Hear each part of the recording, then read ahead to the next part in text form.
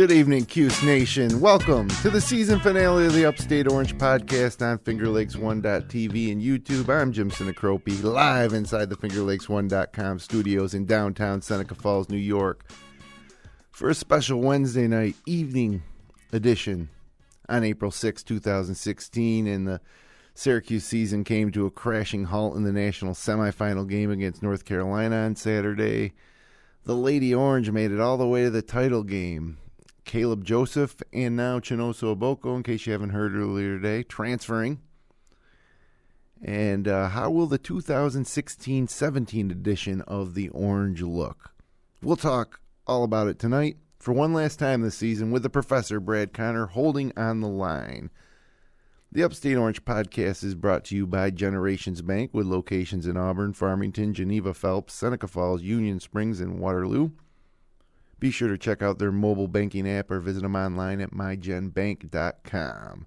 Special thanks to all the good folks over at Generations Bank. Without their support, we wouldn't have had the ability to bring you these 20 episodes this winter that we've produced. And this would be, I think, 21. So I don't know if you've been keeping track, Brad, but how's it going tonight? Fantastic, Jim. Hate to end the show, end the season, but didn't expect to be having our final show in the month of April either, so that's good stuff. True, and it makes it easier to say goodbye to college hoop season when it's warm out. Now it feels like, we're still in the middle of winter up here in the Northeast. How's the weather where you are in Cincinnati? Not that great. I went to the Reds opening day on Monday, and in the seventh inning it was down to about 40 degrees. not too much fun. It didn't seem like spring. Well, last time we talked, I think we did the show from Myrtle Beach, and man, we were riding high off of two of the best Syracuse games in recent memory, and that kind of came crashing down on Saturday night at the Final Four. I guess right off the top, before we get into the Big Five topics, the game was disappointing because of the three times we played them. That was probably the worst that we played. Mike Benajay just couldn't find his rhythm, and Tyler Lydon didn't play too well. Trevor Cooney, great game for his senior finale, his final game for Syracuse. But, in the end, I wanted that Syracuse-Villanova final so bad. But what was your takeaway from Saturday night? Disappointing? Similar. Yeah, I mean, it would have been great to have Syracuse-Villanova in the finals, just like Big East days gone by. But Carolina's just a better team, and there was no getting around that. And, you could make the argument that Virginia was a better team than Syracuse, and Syracuse forced them into, a bad night, and that's how we were able to get past them.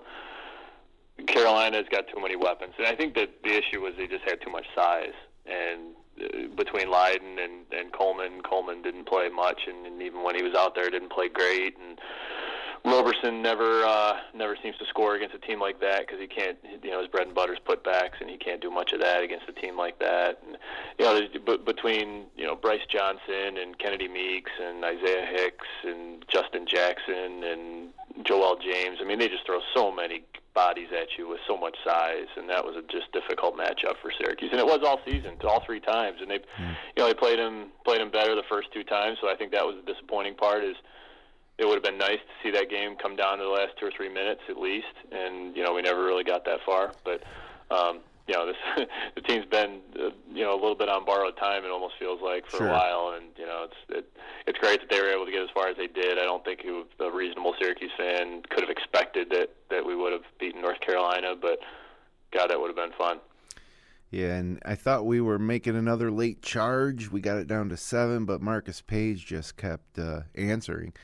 And, right now it still stings a little bit, but, as we move into the summer and we start some of the conversations I have with people about college basketball and the Syracuse program and Jim Boeheim, we got a Final Four. We got 2 Final Fours in the previous 3 seasons. So, it's, 3 Elite Eights in the last 5 years, 2 Final Fours in the last 5 years.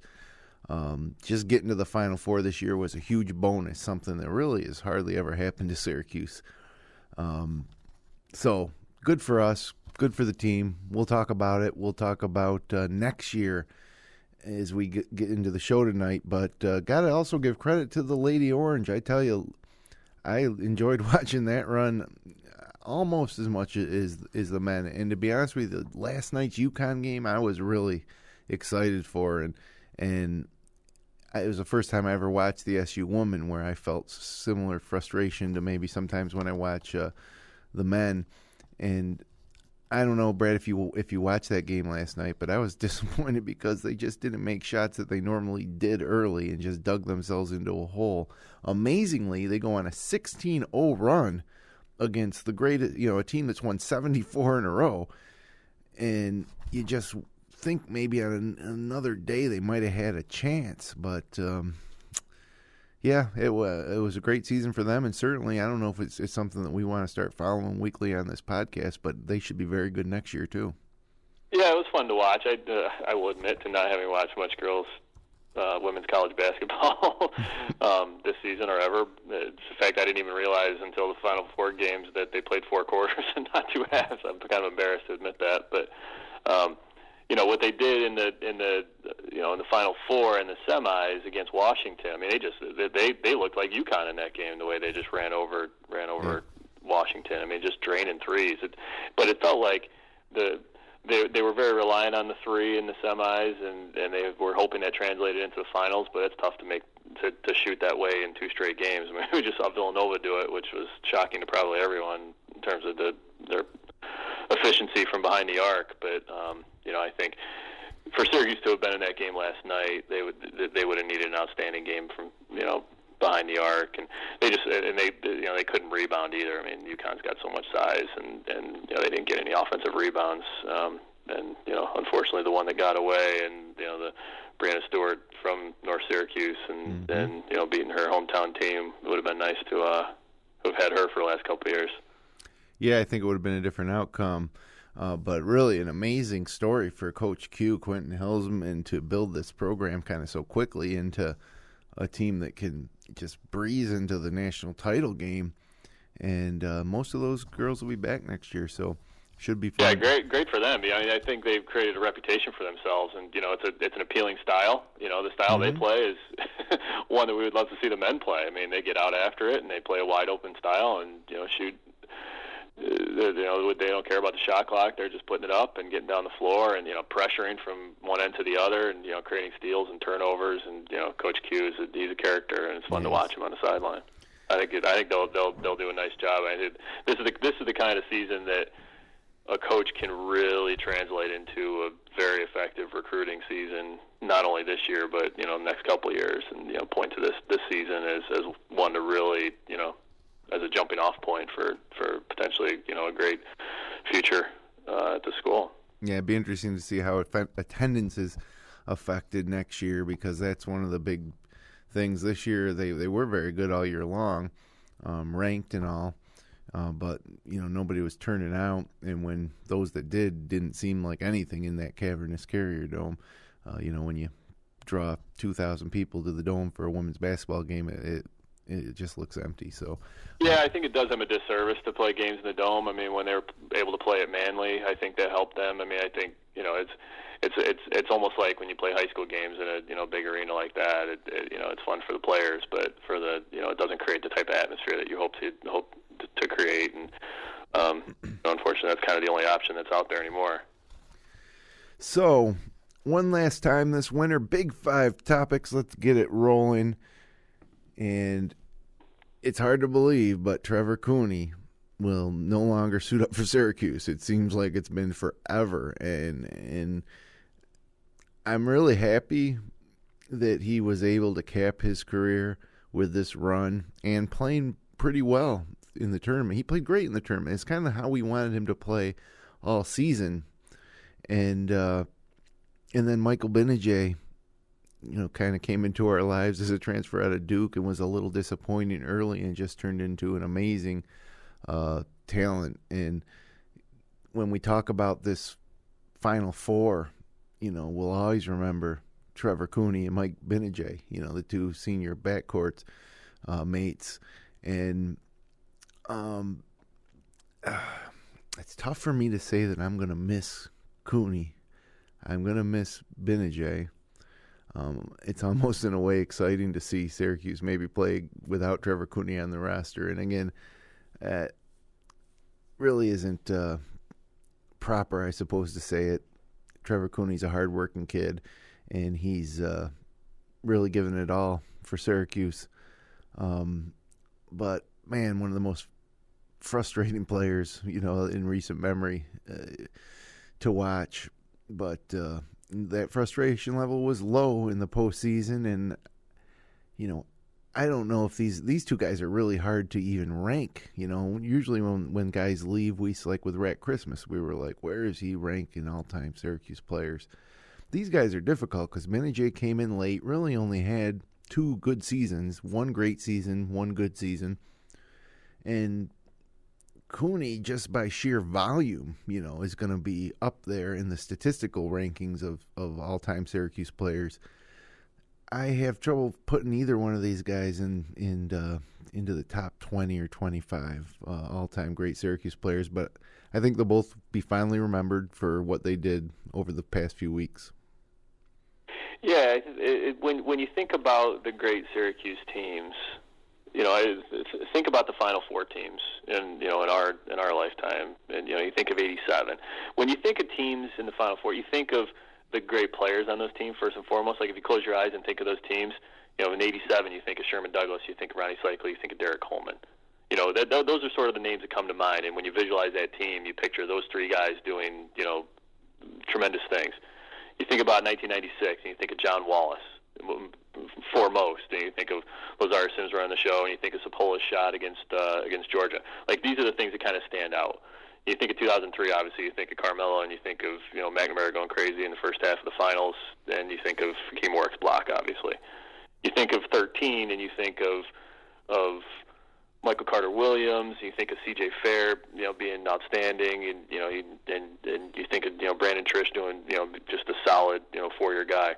Those are the things that kind of stand out. When you think of 16, you're going to think of Trevor Cooney and you're going to think of Michael Benajay. Those are the 2 guys that are going to stand out in your mind. You probably won't think of Richardson as much. You'll be like, man, he had a great game against Virginia, but that's he was up and down, and you're not going to think about Roberson probably as much. And so it's those 2 guys, like it or not. I mean, they go down in history in this program for this season, for that Final Four run. They are the 2 guys that got us there, and so they have to be perceived favorably just for that reason, because the 2 of them led this team to one of the 5 seasons that you and I will always remember for this program. Yeah, and we've said it before now, Trevor Cooney, 2 Final Fours, played on the court. Coleman was on the roster for both, but Benajay was sitting out his transfer year the last time we went. But Cooney played. You think of the great players in this program that never played in the Final Four. Sure. You think of Lawrence Moten, never played in the Final Four. Mm-hmm. You think of Johnny Flynn. You can go. The list can go on and on. Pearl Washington, a Raphael Addison, that's Lee right. Owens. These are great players that never sniffed the Final Four. Yeah, and Cooney had 2 of them. So, yeah, that's why it's hard to rank them. If Billy Owens had gone to 2 Final Fours, he would be by leaps and bounds the greatest Orangeman ever. But, I got some stats here. Cooney, an interesting fact about Cooney, 12 blocked shots in his entire career. For all the minutes he logged, he blocked 12 shots. And the unfortunate thing is he's a far better athlete than anybody recognizes. Yeah. He can jump. He can get up. He's a smart defender in terms of being able to time stuff. He just never really played inside. Yeah, or got out on the shooters quite good enough. Well, there's that too. Yeah. But he shot 33.7% from 3. Michael Benajay shot 38.7%. So Cooney, this all-time shooter, wasn't even the 4th. He wasn't even in the top 4 percentage-wise of 3-point shooting on this team this year. Right. Which is kind of wild. And we've been saying that for a while. He's the 3rd or 4th guy you'd want to see out behind the arc launching a 3.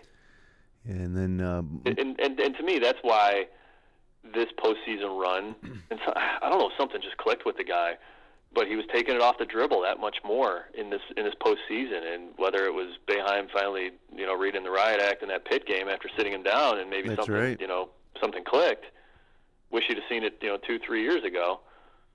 But he got away from being pretty one-dimensional. I think, I've read a lot this past week or two. I've read everything imaginable about this team leading up to the Final Four. And sure. One of the things said he watched video of himself, and he was easy to guard. He was predictable, and that's the last thing you want to be able to say as an offensive player. Yeah, he really filled the role that we all hoped he would play on this team, and for me, it was never. I didn't want to see him be a shooter. I wanted him to shoot less and play more and take it to the rim. And he made layups, at a higher rate than he did throughout the season in the tournament. And yeah, when it's all said and done, 5, 6, 10, 15 years from now, when we watch clips of this Final Four, I'm sure we'll remember Cooney and Mike Gbinije favorably. And it's going to be interesting to see what type of career Mike Gbinije has at the next level. Any predictions on NBA future for Silent G? I think it's the best thing for him to have played point on this team as he gets out into the NBA, and he's not. I don't think he's got the size to be a contributing, certainly a 4. He can play 3 because he can extend, but even those guys nowadays are a lot. Just big physical specimens, and he's a little bit more wiry. That he can play the 2. It remains to be seen if he's quick enough to be able to beat elite NBA defenders off the dribble. So I'd like to see if how well he can do there. And a lot of it just depends on where he goes and how he fits in. He'll be at best, I think, late first round, probably second round. A lot of that just depends on what type of situation you get yourself into. I mean, we can all remember, Johnny Flynn coming out, his sixth pick, I think he was, and we just went to an awful situation in Minnesota, and that really set him back to the point where, he couldn't make a career of it. And in a lot of ways, that wasn't his fault. He had an injury problem with his hip, but it just went to a bad team. You get stashed on the Spurs, and you can make a great career. Some of it's just dumb luck. Yeah, no doubt about it.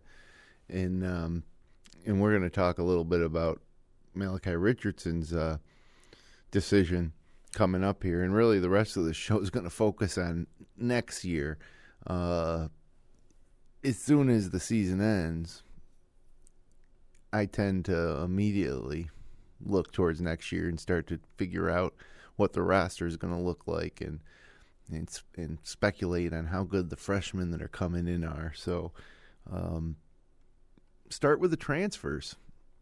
See you later, Caleb Joseph and Chinoso Oboko, which, the amazing thing about the program right now for Syracuse is we've had the scholarships taken away by the NCAA, but we've also had 5 scholarship players transfer out in the last 2 years. I mean, we've totally missed on a lot of,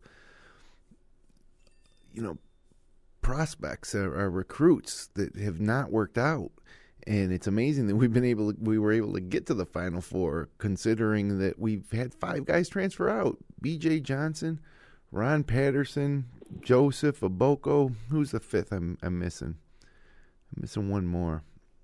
And maybe it was Christian White also transferring. Christian White, yeah. And unfortunate what the NCAA did to him. Christian White, he could not go to another D1 school that offered computer science as a major because Syracuse offered it.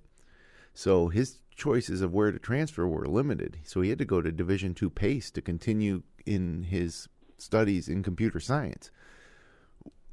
So hypocritical on the NCAA. They talk about student athletes, and I mean, this isn't a guy trying to exploit the rules. This is a guy trying to either be a college graduate, trying to get some playing time at a school where he might be able to further his education and actually play a little bit. Yeah. And the NCAA says, no, you can't do that.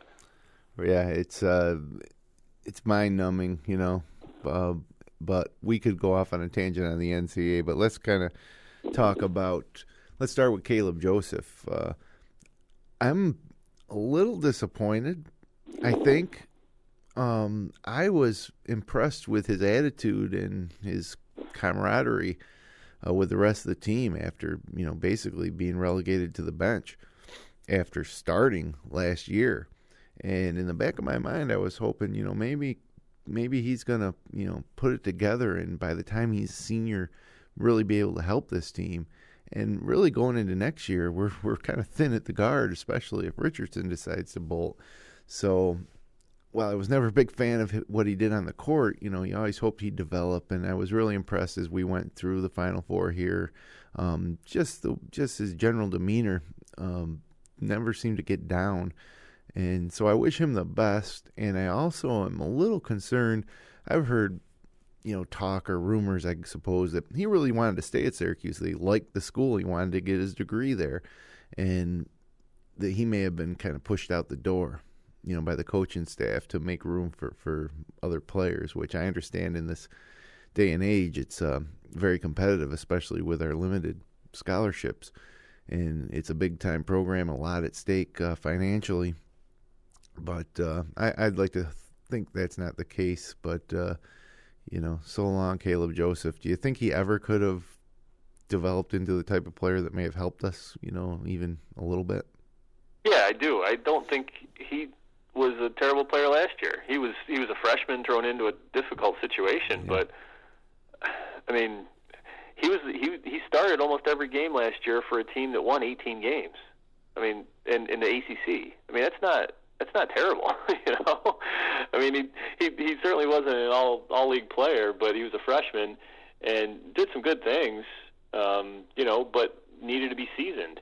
And Boeheim had no patience for it this year, none at all. He was coaching out of an extreme sense of urgency this year, which is great. As a Syracuse fan, that's exactly what you want. But it doesn't feel like Coach Boeheim had any sort of long-term view of anyone on this program, of anyone on this team. He wanted to win, and he wanted to win right away, and he didn't care about developing guys. And Caleb Joseph is a guy that needed to be developed, like it or not. That's a guy. Even as a sixth grade coach or a high school coach, I mean, you play your younger kids or your worst kids with the objective of making them better. And solely practices aren't going to do that. It seems like Jim Boeheim gave up on this guy, once ACC season started, and just gave him no chance. I mean, this is a guy, he didn't score a single point in ACC play, not one. He played 18 minutes total in ACC play. Yeah. And you could have thrown him in there. They beat Wake Forest by 30, and he played 4 minutes in that game. They beat Notre Dame by 15, and he played 1 minute in that game. Almost a slap in the face.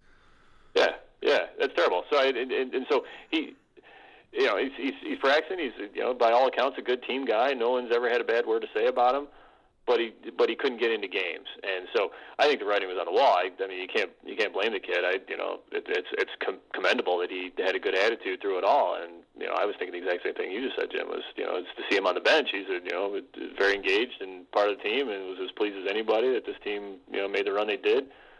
But I do think too, say if they probably didn't overtly force him out and say, hey, you need to find someplace else, but it wouldn't shock me at all if they said, hey, look, we've got, Tyus Battle coming in. We've got Frank Howard, who's going to be our probably our point guard next year. You're going to have to, do some very different, significantly better things in order to crack this lineup. And he, looks in the mirror and says, I could do all these things and still get shafted on playing time. So maybe it's better that I do go elsewhere. And so while they didn't say, hey, you better find someplace else, it wouldn't have shocked me if they sort of said it without saying it. Well, we're going to look at next year's roster coming up here, and we're going to see that we're pretty thin at guard, and there would have been opportunity for him, I believe. But Chinoso Oboko, a little more crowded there on the front court. And, with a guy like him, I say, why do we recruit this guy if we're not going to develop him? He showed flashes. He had an 11.7 rebound game this year. But again, not much time, and just a wasted opportunity for Syracuse, a wasted recruit. And and the other thing about this kid, he graduated. He's only a junior, and he graduated, and he's got 2 years of eligibility left. But he's got his degree, and now he's on to grad school, so when he transfers, he won't have to sit out. So it'll be interesting to see where both these guys land. And as far as Iboko, I'm a little disappointed. I thought at worst he could be a 10-minute-a-game guy, coming off the bench, filling up the center of that zone. Yeah, I think part of if you're a big guy, I don't think Boeheim will spend much time with you if you can't defend in the inside of the 2-3, and I think that's where he struggled. I don't think he was as quick to identify what was happening in the zone and shifting with it, and you see that with Coleman. He if he doesn't drop down and guard the low block when the ball rotates, he's coming out within the next 10 seconds, and so. Coach Boeheim had even less patience with Iboko, and I don't see that changing. Credit to him that he saw the writing on the wall, because I don't think he would play even less next year when you have Chukwe coming in. You can't teach 7'2", and I don't think Iboko was ever going to be that guy. But you're right, Jim. I don't know why. He was a solid player in high school in Rochester, but was he a ACC level guy? I don't know. In hindsight, no. But it seems like they do roll the dice a little bit on big guys, hoping they pan out. And it does take some time for those guys to develop. But I don't think any of us have seen that with him through 3 years. I think with a lot of these guys that have transferred, I think that Boeheim's trying to recruit a mix of 4-year guys and 1 or 2 and done guys. And I think he's really whiffing on a lot of these guys that he's seen something in that he thinks they can develop. But the $1 million question, the last question to close out this season is Malachi Richardson going to declare for the draft or come back to Syracuse? And I think it's obvious he's going to throw his name in the mix with the new rules now. As long as he doesn't hire an agent, he can go through all the workouts and get a good idea of where he'd be projected to go. And so with that being said, I think he'll obviously throw his name in, and I think he's going to find that he will be a late first round, maybe second round pick. And I would like to hope that he would come back next year where he would be the featured player in this offense. And, he'd pick up another 5 to 10 shots a game, and then at the end of next year, potentially be a top 15 type of pick. So I got him coming back, but I've been wrong before. As a matter of fact, I've pretty much anybody in this situation, you can assume they're going to be gone, but I think this one might be different. What's your take? Yeah, we were saying the same thing about Chris McCullough this time a year ago. We were saying the same thing about Tyler Ennis at this time 2 years ago. If there's any inkling that they're going, I think they're gone. And it's the selfish Syracuse fan in me says, oh, he should stay. He's going to develop. It'll make him a better player. We don't know what these guys, what their personal situations are. The types of money that they dangle in front of you. Do they give a crap about school? Are they going to? Are they spend a lot of time in class? Is that even? Does that register with them, or is it just a bother? Would they rather just develop play basketball all day long, and that's all they've ever wanted to do, and that's all they want to get paid to do? And the NBA is the final goal, and here he is, with a chance to go to the NBA right now. So whether he plays in the NBA or not to sign that contract, he's made it. That's the end game, I suppose, as far as all he wanted out of Syracuse University. Tyler Lydon's staying. He said it. That's a bit of a relief, although I don't think we expected him to go. But it's kind of odd to be talking about this because if you go back to Selection Sunday, there was zero chance, really. I mean, maybe a 10 to 15% chance that we'd even consider him not being on the roster next year. And then in a matter of a few weeks and really one half of basketball. Like Richardson, yep. All of a sudden now this is a thing. He might go. So it's the world we live in now. And that's the type of guy that you have to be able to recruit, is a guy that can have that level of talent And when you do, you might lose them, and you have to be prepared to fill them. So that's why you made a good point. You got to be prepared as a coach to recruit a combination of 4-year guys and one-and-done guys. The one-and-done guys are your flashes of brilliance, and you need those guys to be able to do great things when you're down 14 against the top 5 team, in the tournament. You need a one-and-done guy that's going to put the team on his back and go.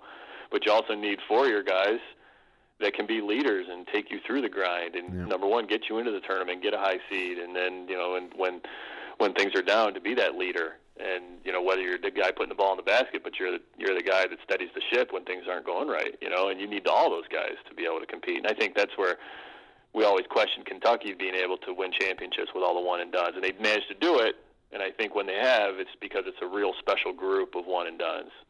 Because otherwise, I think they struggle. They've only got one ball to go around. I think this team was a nice blend. Ultimately, it was a nice blend of senior leadership and flashes of brilliance from young guys. Yeah. I think as a coach, that's exactly how you want it to play out. We'll talk about next year, and will they have that? And there's still obviously some questions unanswered as far as who's staying and who's coming. But I think that's the ultimate mix. I think. Carolina has that to a degree. Duke has had that. Villanova has, I guess the theme of this year's Final Four was senior leadership. Yeah, true. Which is good for the game of college basketball, I think. Mm-hmm. Although ratings were down supposedly, but when you put it on TBS, the ratings are going to be down because that did them no favors. You're not going to get the casual channel surfer who's like, oh, yeah, that's right. I forgot this game was on tonight. I'll watch this instead of Murder, She Wrote with Angel Lansbury or whatever. It doesn't make any sense why you would do that. I don't see what they had to gain by putting it in TBS. I think they do it. I think they do it because you need to make your cable properties relevant. It's easy for people now to cut the cord and say, oh, I don't need to, even though the games were all streamed online, but it's a reason to want to keep your cable package because TBS has these events on, whether it's the NBA All-Star Game or the NBA playoffs, or in this case the national championship game of college basketball. Yeah. So, but it should be on Channel 5, network CBS. Sure, but but then when it gets poor ratings and you can't demand the same advertiser dollars, then you might shoot yourself in the other foot instead. So now if we look at next year's team here, I think it's pretty imperative for our success that Malachi Richardson stays, because look at our guard situation. Returning guards, Franklin Howard and Richardson. That's it. And then you got Tyus Battle coming in, 6'6" combo guard, averaged 19.1 points a game, 9 rebounds and 5 assists in high school this season. Gatorade Player of the Year in New Jersey. But that's pretty thin up top. I mean, like really thin. We have some scholarships to fill, and apparently we're looking at a Columbia redshirt junior transfer, Grant Mullins, who would be able to play immediately, 44% three-point shooter. Which his team needs. Yeah. Michigan, Cal, and Hawaii also interested in this Mullins kid, apparently. But you're looking at Adrian Autry Jr., is being like the third guard on this team if Richardson goes pro. So, I mean, the guard situation is scary. Now, we move on to forwards, front court players. Roberson in his senior campaign, you're hoping that he takes the step that all Syracuse big men take from their junior to senior year. Going back to Rick Jackson, that type of deal. And then you got Tyler Lydon, who will come back and have an outstanding sophomore year, I would assume. And Dwan Coleman back, which, really one of the great stories of the year was how Coleman was able to play all season long and really a solid contributor through the tournament. And then we had Pasquale Chikwu, 7'2", perfect guy. That's the one thing this team was missing, was that, force in the center of the zone. And then we're going to also add Matthew Moyer, Gatorade Player of the Year in Ohio, 6'8" forward, averaged 16.5 points a game, 9.5 rebounds a game in his senior year. Syracuse just one of 3 programs in the whole country, the others being Duke and Kentucky. They have 2 Gatorade Player of the Years coming in. So, and then we're also looking at Taurean Thompson, a 6'10" forward. He's a top 100 player, Providence, Georgetown, Seton Hall, Kansas, all in the running. He'd be class 2016 guy. So we're looking pretty good in the front court, really thin in the guard spot, and I want to find out who these unknowns are going to come in and fill these scholarships, because I think they're going to have to be key contributors, and hopefully there's a couple guards. If Richardson stays, I think that we're a top 10 team. If Richardson goes, we're down there 18, 19, 20, and really thin at guard.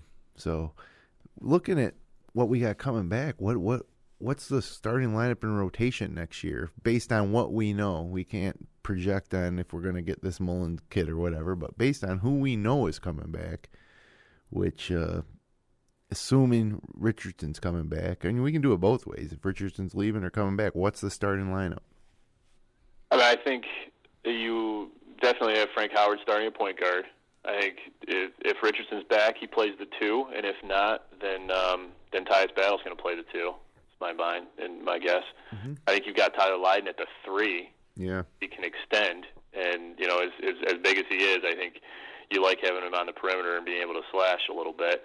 And I think you've got Roberson at 4. You can't put him, on the perimeter at all. And I think they start Coleman only because he's one of those guys that I think there's an implicit agreement between Boeheim when he brings these guys in and the recruit that says you're going to start for as long as you're here. And we joked about Trish had that deal and Christmas had that deal, and they would start as freshmen and they'd be ganked for 30 seconds in. And Coleman's been that way for 3+ years now. And I don't think you sit a senior for a transfer, even when the transfer is 7-2. But I do think that Chukwe is going to get a lot more minutes at the 5 than Coleman will, just because I think he's going to just solidify the inside of that 2-3. I think he's going to be the best guy in the middle of that 2-3, probably since Fab Melo, who was in his second year was one of the elite defensive players in the country, which is why they lost that tournament game, because he had to sit that tournament. Yeah. Christmas was a fantastic offensive player as a senior, but didn't do as much in the middle of the zone, I think, as Fat Melo did. And I think Chukwe can probably be that guy just because it's just out of sheer size, as long as he can move reasonably well and, understand he's been practicing that 2-3 now for a year. So I would expect that he'll log more minutes at the 5 than Coleman will, but I think Coleman will probably start. Yeah, I know. I agree with that 100%. I'm really excited. Next year, a lot is going to hang on Chukwu, and is he smart enough to play in the zone and not get into foul trouble? Is he capable enough on the offensive end to be able to log significant minutes? He's a big surprise, to see what he does next year. And so with the newcomers, Battle and Moyer and Chukwu, it's going to totally transform, this team next year, especially if Richardson's gone. It'll be almost like a whole new team. And Franklin Howard probably becoming a 35-minute-a-game guy. And, and Lydon even have to play up top of the zone once in a while. I mean, think about it. What are their options? If Malachi Richardson goes pro and either Howard or Battle get in foul trouble, what is Boeheim's option? You'd have to play Lydon at it too. I mean, he handles it reasonably well, and obviously can shoot it. It wouldn't shock me. Yeah, well, it'll be interesting to see who they bring in with these available scholarships now. There might be a JUCO. There might be, like I said, this kid from Columbia that's transferring. But we're going to need somebody, and they're not just going to. There's a lot more options now than there were 2 days ago, just by virtue of the transfers. So I think that'll help them. They'll find somebody. It'd be pretty easy to tell somebody right now as a incoming freshman, hey, you might not start, but you're going to get quality minutes as the first guy off the bench in the backcourt. I think that's a pretty easy sell for somebody who's undecided right now. Sure. So, well, next year will be here before you know it. We'll be back here in November talking about all this stuff, and we'll have a lot more of these questions answered.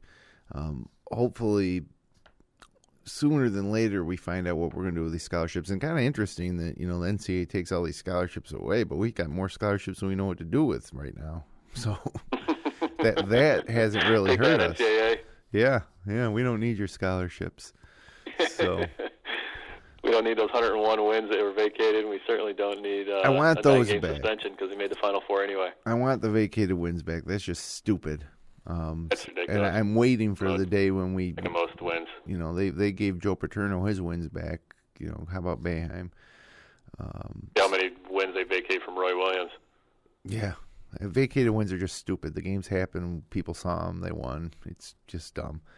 So, as the incredible title game ended with Villanova celebrating underneath all the confetti, it crossed my mind the question of who's got a better program, Villanova or Syracuse?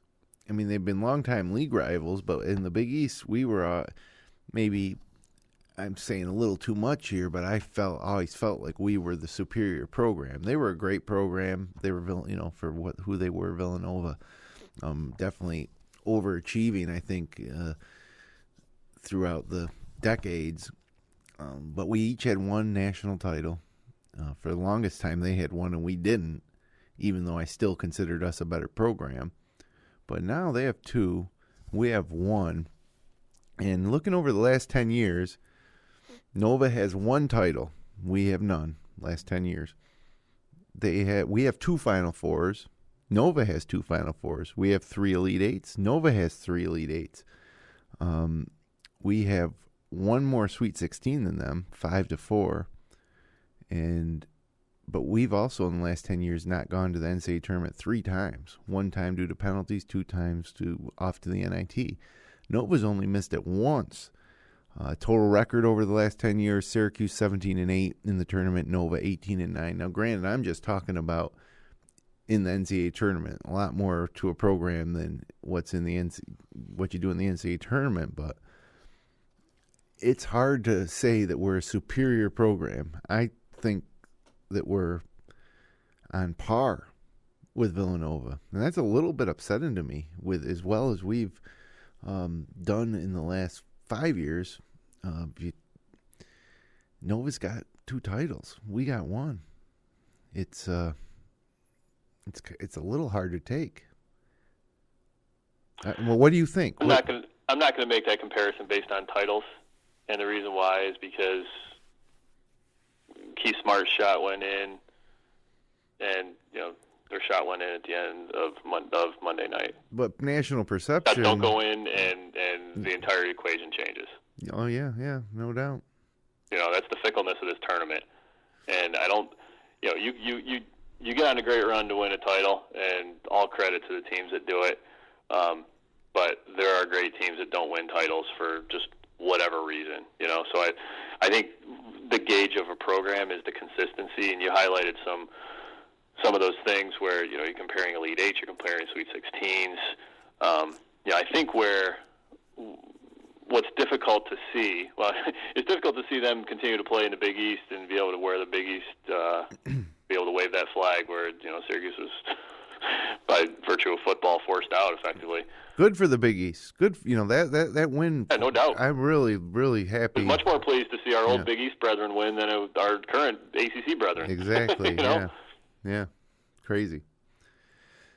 So fun. That was fun because we all there were teams when we growing up in the Big East where you develop a fondness for some of these teams, and some of these teams, Georgetown obviously is one, we don't have a fondness for, but I never had an issue with Villanova. They always, always played the game the right way and had a good group of guys. I mean, you go back to the '85 team, that was a tremendously fun team to watch. But even back in the '90s, the Kerry Kittles teams and Scotty Reynolds teams, all those guys, those are some fun teams to watch. And Jay Wright, he's a fantastic coach and a guy that you really feel good for when you see good things happen to him.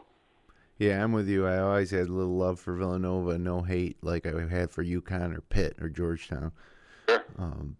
So I was glad to see him win, but it did cross my mind that I'd always assumed that we got a better program than Villanova. So what's the verdict? Who's got a better program? Today, right now, April 6, 2016, Villanova. Mm. And I hate to say it, they've been a solid top 10 team consistently for the past couple of years. They've played head-to-head once. That was a year and a half ago. It was in December of last year, and Syracuse lost in overtime. They should have won that game. That was down in Philly. Yeah, blew it. That was a decent gauge as to where they were at that time. And that was not a great Syracuse team. It was a team that may or may not even have made the tournament had they not self-suspended themselves. So, but Villanova is the class of the Big East right now, and Syracuse is not the class of the ACC. As much as we'd like to think they are, they were 10th place in this conference. Well, a great run and redeemed themselves quite a bit in the last 3 weeks. But last team standing, other than North Carolina, the upper tier of the ACC right now, and they've got to get back to that. I don't know. I kind of think that our run to the Final Four puts us there, even though that we finished 9th or 10th in the league. I think the fact that we were one of the ACC teams that set the record for most in the Sweet 16, and then we were one of two remaining, only to lose to another one. That we've kind of staked our claim a little bit as being useful to the ACC. Agreed, absolutely agreed. I'm not going to belittle the run that this team just went on, and say, well, they beat crap teams on the way, because I'm not going to say that at all. But I will say that that was a 3-week snapshot, and if we had had the same conversation 3 weeks ago, yeah. Would you say Villanova was in better shape than Syracuse 3 weeks ago? Heck yeah, you would. Yeah, well, that's the thing. It just changes.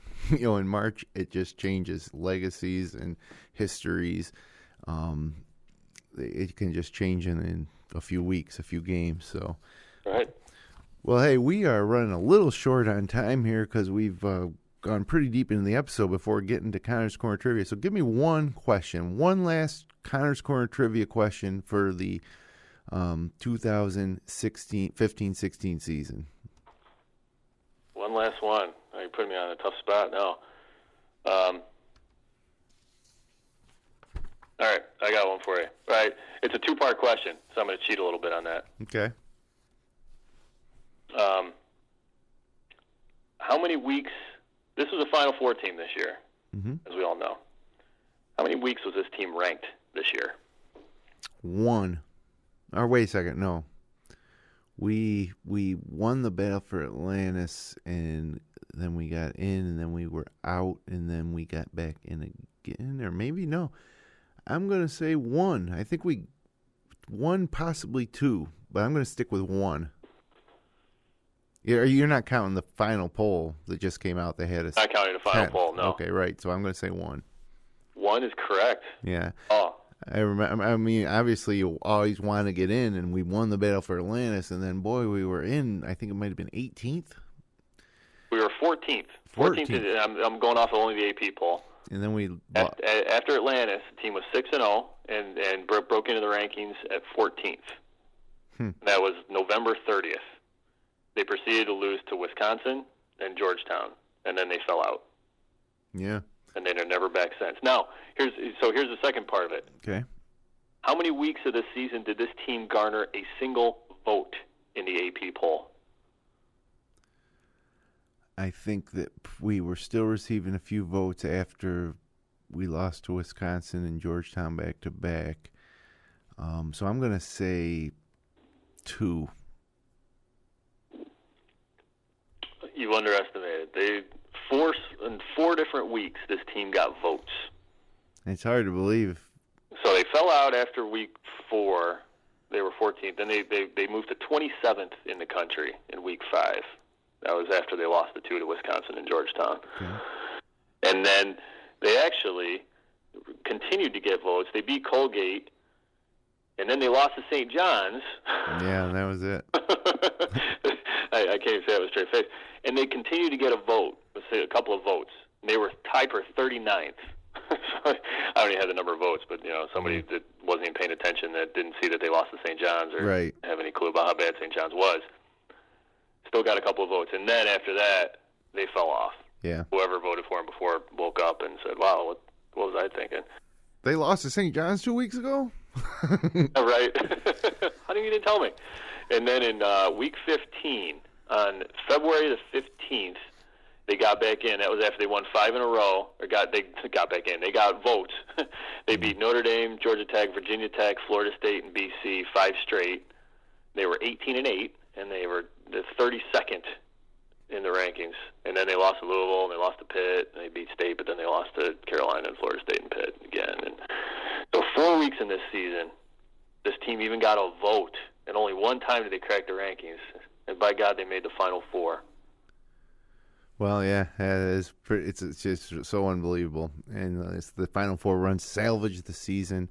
But, one thing about Connor's Corner Trivia is it delivered every week of the season, unlike the Orange. We're getting top 25 votes in trivia contests all season long. So great job on another year of coming up with these questions, which, so I really don't know how you do it, but good luck next year. Actually, I think you're starting to rehash some from maybe 4 or 5 years ago because we don't remember them. No, yeah, it's exactly that's my trick. Okay, well, good work, appreciate it. I know it's one of our listeners' favorite segments, and I enjoy it very much. So, coming up here on just 8 minutes left in our season, in our episode, 2 for the road. Quickly, most memorable moment or moments of 2015-16 for you. Obviously the block against Gonzaga. Yeah.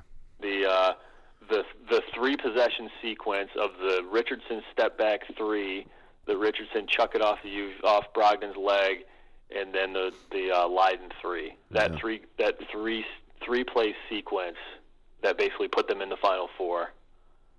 And then I'll also remember the St. John's loss. Holy cow. Yeah. What was that? I was so excited for that game. Hopkins' first game as coach in Madison Square Garden. I was so excited, and it was just so disappointing and terrible. So we'll take the good with the bad this season. Those 3 will stand out in my mind. Yeah, for me, it was when we won the Battle for Atlantis. We beat UConn. That felt great, and then we beat Texas A&M. It was a very good team, and both those teams seemed like too big. They were big, and we had questions about our front court. And I just remember being like, yeah, there's no drop off here. This team is going to go. This team could win it all. If we can win this tournament, we can win it all. So that kind of very early in the season just was like, bang, here we are. And it proved to be a bit of a mirage. But at the end of the year, there we were. And that's one of my memories. And the other ones, it's that Gonzaga game and that Virginia game. Both of those will go down as 2 of the most greatest Syracuse games I've ever watched, just because of the stakes and the way they fought back. And once they got that ball rolling our way, it was as good as any Syracuse basketball you could ever hope to see. And so the feeling I got from those games, that's what I'll remember ultimately. I won't remember losing to Carolina. I'll remember that amazing turnaround against Virginia and Gonzaga. That Gonzaga game gets overshadowed because the Virginia game was greater comeback than it's hard to believe, because that Gonzaga game was an amazing comeback. So that's what I take away. And as we close the door on the season, as usual, the second part of 2 for the road is our prediction on the upcoming games of the week. So next time we're back with you, it'll be next season. So early predictions for what we can expect from the team in 2016 and 17. I'll go first here. Syracuse Vegas odds came out. They're 80-1 to win it all next year. And I think those are pretty good odds. I'll throw $10 down for a chance to win $800 on this team next year. I think if Richardson comes back, I think, like I said, we're a top 5 team and we can expect to be back in the Final Four. If Richardson doesn't come back, we're going to have to hope Tyus Battle is special, and Moyer to a lesser extent is special, or Leiden turns into a superstar. So my prediction, if Malachi does not come back, probably a Sweet 16 team and probably a 5th place, 6th place ACC team. Richardson comes back, top 5 to 10 in the country and ACC contenders. How about you, Brad? I'm not going to make a tournament prediction because I think we've figured out over the last 3 weeks this is the most fickle time of any sporting schedule in any sport, because the best teams don't always make the Final Four. The worst teams don't always get bounced in the first round. Like you can't predict it as much as you think you can. You just can't. You just roll with it, and it's just the most fun 3 weeks of the year. But for this team, for me to say any team should make the Final Four, should make the Elite Eight, should win a championship, there's no way. You just never know. What I can say, though, is this team should be one of the top 4 teams in the ACC. I see them being better than Carolina because Carolina loses a lot, and they're not getting as many of the elite recruits because they're not sure what's going to happen with Carolina's potential sanctions. Yeah. So I think they're going to see a drop off. Virginia's going to be solid, but they're going to see a drop off too. Brogdon's a great 4-year leader, and they're going to suffer. I think Syracuse can get ahead of them. Louisville's going to be on probation. You can count them out as far as a top 4 finish. I think Miami's still solid. Duke is going to be outstanding because they're getting the best freshman class probably of anywhere outside of Kentucky, maybe even better than Kentucky. Yeah, Grayson Allen coming back too. Right. So I think it's very appropriate to expect this team to have a top 3 or 4 ACC season. I expect that they will lose in the finals of the ACC tournament to Duke, and even then, that's a fickle kind of prediction. But sure. I think Duke and Syracuse are 1 and 2 in this league next year, with Miami probably also in that mix, and probably Virginia I think is your top 4, and that's my prediction for how the season is going to go. I think this team can definitely win 25 games next year, and that's exactly where they ought to be. Yeah. Well, one thing you can count on is that we'll be back here to talk about it. And Brad, another great season. Appreciate. I really look forward to the hour we spend talking Syracuse hoops every week, and I really appreciate all the listeners. A lot of them have reached out to us over the course of the season. We always like hearing from you. So hook up with us via Twitter or via email. You can email us at contact@fingerlakes1.com. And got about 2 minutes here before we get out of here, Brad. Any parting shots? It's just sad to see it come to an end. I love these teams. I love being able to talk Final Four, and this is twice in the last 4 years we've been able to close the season with a Final Four team, and there are a lot of memorable teams that we've been able to enjoy Syracuse play in our lifetimes, and as crazy as it is to think about 3 weeks ago, this is one of them, and I'll miss this team and talking about them. But next year's a new year, and hopefully we can do the same thing.